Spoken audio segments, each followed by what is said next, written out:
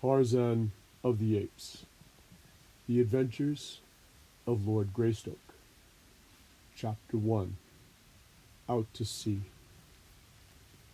I had this story from one who had no business to tell it to me, or to any other.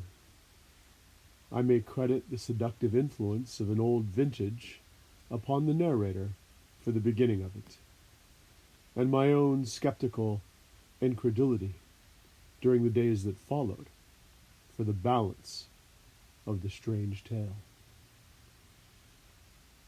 When my convivial host discovered that he had told me too much, and that I was prone to doubtfulness, his foolish pride assumed the task the old vintage had commenced, and so he unearthed written evidence in the form of musty manuscript and dry official records of the British Colonial Office to support many of the salient features of his remarkable narrative.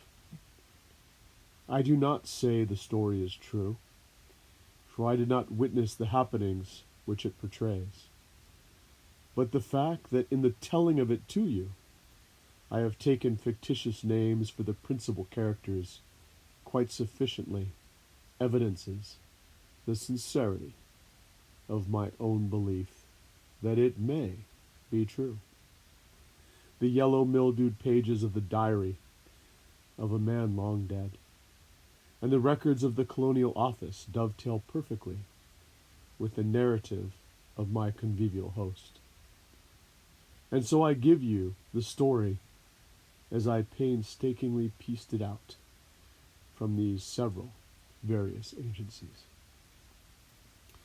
If you do not find it credible, you will at least be as one with me in acknowledging that it is unique, remarkable, and interesting. From the records of the Colonial Office and from the dead man's diary, we learn that a certain young English nobleman, whom we shall call John Clayton, Lord Greystoke, was commissioned to make a peculiarly delicate investigation of conditions in a British West Coast African colony, from whose simple native inhabitants another European power was known to be recruiting soldiers for its native army, which it used solely for the forcible collection of rubber and ivory from the savage tribes along the Congo and the Aruwimi. The natives of the British colony complained that many of their young men were enticed away through the medium of fair and glowing promises, but that few, if any, ever returned to their families. The Englishmen in Africa went even further, saying that these poor blacks were held in virtual slavery, since after their terms of enlistment expired, their ignorance was imposed upon by their white officers, and they were told that they had yet several years to serve. And so the Colonial Office appointed John Clayton to a new post in British West Africa. But his confidential instructions centered on a thorough investigation of the unfair treatment of black British subjects by the officers of a friendly European power. Why he was sent is, however, of little moment to this story, for he never made an investigation, nor, in fact, did he ever reach his destination. Clayton was the type of Englishman that one likes best to associate with the noblest monuments of historic achievement upon 1,000 victorious battlefields. A strong, virile man, mentally, morally, and physically. In stature, he was above the average height. His eyes were gray, his features regular and strong, his carriage that of perfect, robust health, influenced by his years of army training. Political ambition had caused him to seek transference from the army to the Colonial Office, and so we find him, still young, entrusted with a delicate and important commission in the service of the Queen. When he received this appointment, he was both elated and appalled. The preferment seemed to him in the nature of a well-merited award for painstaking and intelligent service, and as a stepping stone to posts of greater importance and responsibility. But on the other hand, he had been married to the Honorable Alice Rutherford for a scarce 3 months, and it was the thought of taking this fair young girl into the dangers and isolation of tropical Africa that appalled him. For her sake, he would have refused the appointment, but she would not have it so. Instead, she insisted that he accept, and indeed take her with him. There were mothers and brothers and sisters and aunts and cousins to express various opinions on the subject, but as to what they severely advised, history is silent. We know only that on a bright May morning in 1888, John, Lord Greystoke, and Lady Alice sailed from Dover on their way to Africa. A month later, they arrived at Freetown, where they chartered a small sailing vessel, the Fuwalda, which was to bear them to their final destination. And here John, Lord Greystoke, and Lady Alice, his wife, vanished from the eyes and from the knowledge of men. 2 months after they weighed anchor and cleared from the port of Freetown, a half a dozen British war vessels were scouring the South Atlantic for trace of them or their little vessel, and it was almost immediately that the wreckage was found upon the shores of St. Helena, which convinced the world that the Fuwalda had gone down with all on board, and hence the search was stopped ere it had scarce begun, though hope lingered in longing hearts for many years. The Fuwalda, a barkentine of about 100 tons, was a vessel of the type often seen in coastwise trade in the far southern Atlantic. Their crews, composed of the offscourings of the sea, unhanged murderers and cutthroats of every race and every nation. The Fuwalda was no exception to the rule. Her officers were swarthy bullies, hating and hated by their crew. The captain, while a competent seaman, was a brute in his treatment of his men. He knew, or at least he used, but 2 arguments in his dealings with them: a belaying pin and a revolver. Nor it is likely that the motley aggregation he signed would have understood aught else. So it was that from the second day out from Freetown, John Clayton and his young wife witnessed scenes upon the deck of the Fuwalda such as they had believed were never enacted outside the covers of printed stories of the sea. It was on the morning of the second day that the first link was forged in what was destined to form a chain of circumstances, ending in a life for one then unborn, such as has never been paralleled in the history of man. 2 sailors were washing down the decks of the Fuwalda. The first mate was on duty, and the captain had stopped to speak with John Clayton and Lady Alice. The men were working backwards toward the little party who were facing away from the sailors. Closer and closer they came, until one of them was directly behind the captain. In another moment he would have passed by, and this strange narrative would never have been recorded. But just that instant, the officer turned to leave Lord and Lady Greystoke, and as he did so, tripped against the sailor and sprawled headlong upon the deck, overturning the water pail so that he was drenched in its dirty contents. For an instant the scene was ludicrous, but only for an instant. With a volley of awful oaths, his face suffused with the scarlet of mortification and rage, the captain regained his feet, and with a terrific blow felled the sailor to the deck. The man was small and rather old, so that the brutality of the act was thus accentuated. The other seaman, however, was neither old nor small, a huge bear of a man, with fierce black mustachios, and a great bull neck set between massive shoulders. As he saw his mate go down, he crouched, and with a low snarl, sprung upon the captain, crushing him to his knees with a single mighty blow. From the scarlet the officer's face went white, for this was mutiny, and mutiny he had met and subdued before in his brutal career. Without waiting to rise, he whipped a revolver from his pocket, firing point blank at the great mountain of muscle towering before him.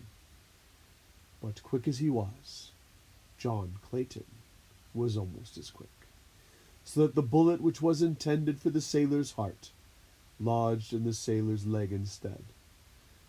For Lord Greystoke had struck down the captain's arm as he had seen the weapon flash in the sun. Words passed between Clayton and the captain, the former making it plain that he was disgusted with the brutality displayed toward the crew, nor would he countenance anything further of the kind while he and Lady Greystoke remained passengers. The captain was on the point of making an angry reply, but, thinking better of it, turned on his heel, and black and scowling strode aft. He did not care to antagonize an English official, for the Queen's mighty arm wielded a punitive instrument which he could appreciate, and which he feared, England's far-reaching navy. The two sailors picked themselves up, the older man assisting his wounded comrade to rise. The big fellow, who is known amongst his mates as Black Michael, tried his leg gingerly, and finding that it bore his weight, turned to Clayton with a word of gruff thanks. Though the fellow's tone was surly, his words were evidently well meant. Ere he had scarce finished his little speech, he had turned and was limping off toward the forecastle, with the very apparent intention of forestalling any further conversation. They did not see him again for several days, nor did the captain accord them more than the surliest of grunts when he was forced to speak to them. They took their meals in his cabin as they had before the unfortunate occurrence, but the captain was careful to see that his duties never permitted him to eat at the same time. The other officers were coarse, illiterate fellows, but little above the villainous crew they bullied, and were only too glad to avoid social intercourse with the polished English noble and his lady, so that the Claytons were left very much to themselves. This, in itself, accorded perfectly with their desires, but it also rather isolated them from the life of the little ship, so that they were unable to keep in touch with the daily happenings, which were to culminate so soon in bloody tragedy. There was in the whole atmosphere of the craft that undefinable something which presages disaster. Outwardly, to the knowledge of the Claytons, all went on as before upon the little vessel, but that there was an undertow leading them toward some unknown danger both felt, though they did not speak of it to each other. On the second day after the wounding of Black Michael, Clayton came on deck just in time to see the limp body of one of the crew being carried below by four of his fellows, while the first mate, a heavy belaying pin in his hand, stood glowering at the little party of sullen sailors. Clayton asked no questions. He did not need to. And the following day, as the great lines of a British battleship grew out of the distant horizon, he half determined to demand that he and Lady Alice be put aboard her. For his fears were steadily increasing that nothing but harm could result from remaining on the lowering, sullen Fawalna. Toward noon, they were within speaking distance of the British vessel. But when Clayton had nearly decided to ask the captain to put them aboard her, the obvious ridiculousness of such a request became suddenly apparent. What reason could he give the officer commanding Her Majesty's ship for desiring to go back in the direction from which he had just come? What if he had told them that two insubordinate seamen had been roughly handled by their officers? They would but laugh in their sleeves and attribute his reason for wishing to leave the ship to but one thing: cowardice. John Clayton, Lord Greystoke, did not ask to be transferred to the British man-of-war. Late in the afternoon, he saw her upper works fade below the far horizon. But not before he learned that which confirmed his greatest fears, and caused him to curse the false pride which had restrained him from seeking safely for his young wife a few short hours before, when safety was within reach, a safety which was now gone forever. It was mid-afternoon that brought the little old sailor, who had been felled by the captain a few days before, to where Clayton and his wife stood by the ship's side, watching the ever-diminishing outlines of the great battleship. The old fellow was polishing brasses. As he came edging along close to Clayton, he said in an undertone, "Hell's to pay, sir, on this aircraft. And mark my word for it, sir, hell's to pay." "What do you mean by that, my good fellow?" asked Clayton. "Why, hasn't you seen what's going on? Hasn't you heard the devil's spawn of a captain and his mates knocking the bloomin' lights out of half the crew? 2 busted heads yesterday and 3 today. Black Michael's as good as new. Egging again's not the bully to stand for, not in there. Mark my word for it, sir." "You mean, my man, that the crew contemplates mutiny?" asked Clayton. "Mutiny!" exclaimed the old fellow. "Mutiny? They means murder, sir. And mark my word for it, sir." "When?" "It's coming, sir. It's coming, but I'm not a saying when. And I've said too damn much now. But he was a good sort the other day, and I thought it no more right to warn you. But keep a still tongue in your head, and when you hear shooting, get below and stay there. That's all. Only keep a still tongue in your head, or they'll put a pill between your ribs, and mark my word for it, sir." And the old fellow went on with his polishing, which carried him away from where the Claytons were standing. "Deuced cheerful outlook, Alice," said Clayton. "You should warn the captain at once, John. Possibly the trouble may yet be avoided," she said.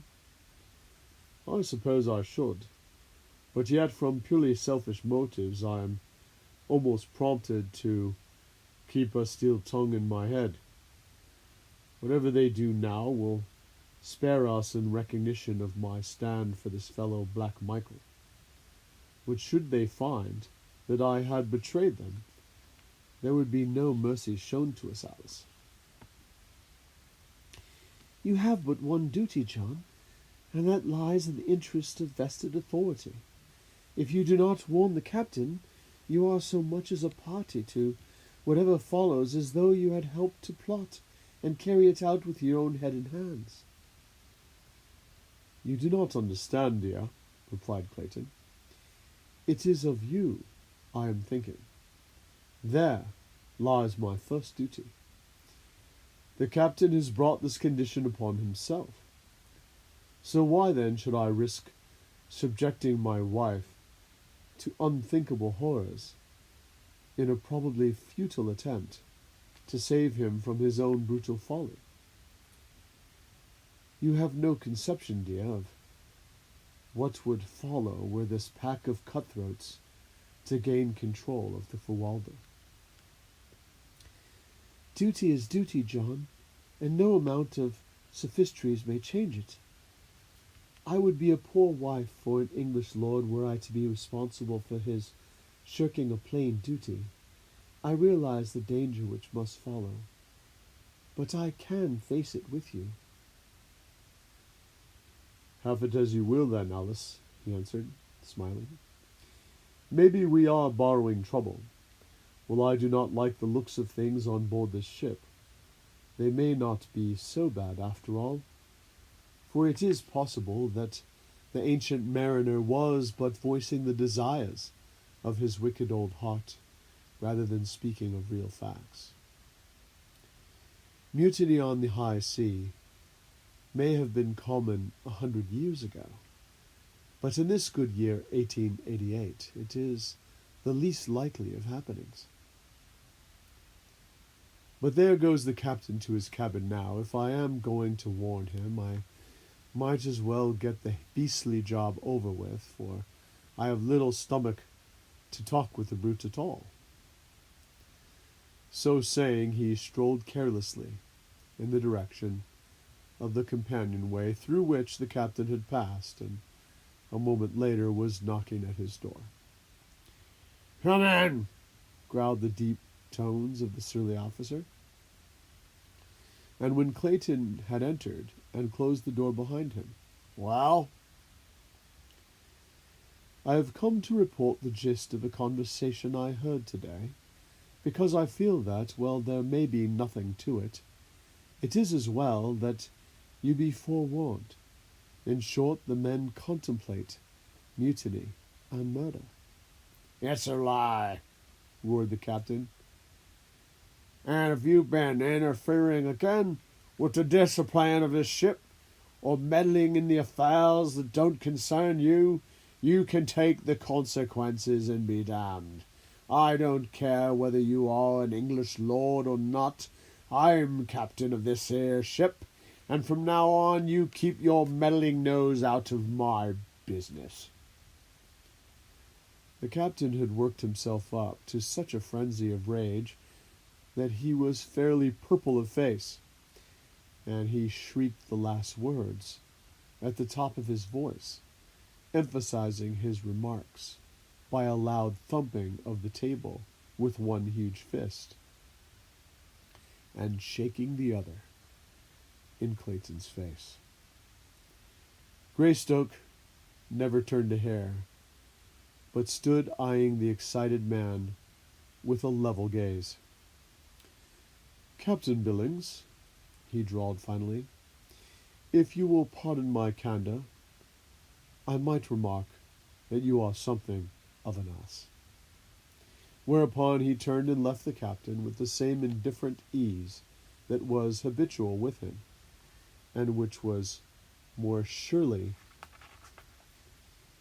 calculated to raise the ire of a man of Billings' class than a torrent of invective. So whereas the captain might easily have been brought to regret his hasty speech had Clayton attempted to conciliate him, his temper was now irrevocably set in the mold in which Clayton had left it, and the last chance of their working together for their common good was gone. "Well, Alice," said Clayton as he rejoined his wife, "I might have saved my breath. The fellow proved most ungrateful, fairly jumped at me like a mad dog." He and his blasted old ship may hang for aught I care, and until we are safely off the thing, I shall spend my energies in looking after our own welfare. And I rather fancy the first step to that end should be to go to our cabin and look over my revolvers. I'm sorry now that we packed the larger guns and ammunition with the stuff below. They found their quarters in a bad state of disorder. Clothing from their open boxes and bags strewed the little apartment, and even their beds had been torn to pieces. Evidently, someone was more anxious about our belongings than we, said Clayton. Let's have a look around, Alice, and see what's missing. A thorough search revealed the fact that nothing had been taken but Clayton's 2 revolvers and the small supply of ammunition he had saved out for them. Those are the very things I most wish they had left us, said Clayton. And the fact that they wished for them, and them alone, is most sinister. What are we to do, John? Asked his wife. Perhaps you are right, and that our best chance lies in maintaining a neutral position. If the officers are able to prevent a mutiny, we have nothing to fear. While if the mutineers are victorious, our one slim hope lies in not having attempted to thwart or antagonize them. So right you are, Alice. We'll keep in the middle of the road. As they started to straighten up their cabin, Clayton and his wife simultaneously noticed the corner of a piece of paper protruding from beneath the door of their quarters. As Clayton stooped to reach for it, he was amazed to see it move further into the room, and then he realized that it was being pushed inward by someone from without. Quickly and silently, he stepped toward the door. But as he reached for the knob to open it, his wife's hand fell upon his wrist. No, John, she whispered. They do not wish to be seen, and so we cannot afford to see them. Do not forget that we are keeping to the middle of the road. Clayton smiled and dropped his hand to his side. Thus they stood, watching the little bit of white paper, until it finally remained at rest upon the floor just inside the door. Then Clayton stooped and picked it up. It was a bit of a grimy white paper, roughly folded into a ragged square. Opening it, they found a crude message printed almost illegibly, and with many evidences of an unaccustomed task. Translated, it was a warning to the Claytons to refrain from reporting the loss of the revolvers, or from repeating what the old sailor had told them, to refrain on pain of death. I rather imagine we'll be good, said Clayton with a rueful smile. About all we can do is to sit tight and wait for whatever may come.